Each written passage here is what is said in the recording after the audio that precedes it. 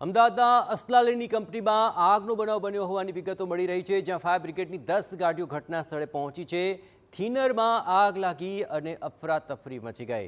આ દ્રશ્યો આપ જુઓ, ભયંકર માત્રામાં આગ પ્રસરી છે। ફાયર વિભાગ દ્વારા આગને કાબૂમાં લેવા માટેના પ્રયત્નો ચાલી રહ્યા છે। થિનરને કારણે આગ વિશાળ માત્રામાં પ્રસરી હોય તેવું આ દ્રશ્ય પરથી સ્પષ્ટપણે દેખાય છે। અમદાવાદના અસલાલીની આ ઘટના વધુ વિગતે વાત કરવા માટે જોડાઈ રહ્યા છે TV9 સંવાદદાતા સચિન પાટીલ। સચિન, શું વધુ વિગતો મળી રહી છે ઘટના સ્થળેથી? જયેશ, જે પ્રકારે ફાયર બ્રિગેડને કોલ મળ્યો, તાત્કાલિક ફાયર બ્રિગેડની ગાડીઓ ઘટના સ્થળે રવાના થઈ છે। આગને કાબુ લેવાના જે પ્રયાસ કરવામાં આવી રહ્યા છે।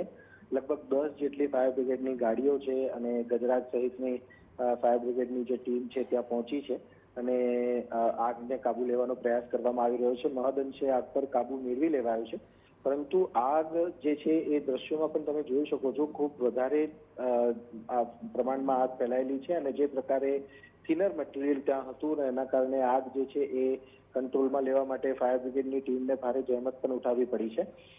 પરંતુ જે આગ છે, આગને કાબૂમાં લેવા માટેના જે પ્રયાસ છે એમાં ફાયર બ્રિગેડ સફળ પણ થયું છે। એકતા હોટલ જે છે અસલાલી પાસે, એની સામે આવેલી આ ફેક્ટરી છે જેમાં આગની ઘટના બની હતી અને ફાયર બ્રિગેડની ટીમ અત્યારે જે પરિસ્થિતિ છે એ પરિસ્થિતિને નિયંત્રણમાં લઈને જે કુલિંગ પ્રોસેસ છે, કુલિંગ પ્રોસેસની તરફ હવે આગળ વધી રહી છે અને આગને સંપૂર્ણ કાબૂમાં લેવાના પ્રયાસ કરવામાં આવી રહ્યા છે। બિલકુલ, આભાર સચિન। તમામ ગતિવિધિઓ પર આપ નજર રાખતા રહેજો। તો થિનરને કારણે આગ પ્રસરી છે। હાલ ફાયર બ્રિગેડ ઘટના સ્થળે અને આગને ઝડપથી કાબૂમાં લેવા માટેના પ્રયત્નો માટે જહેમત ઉઠાવી રહ્યા છે।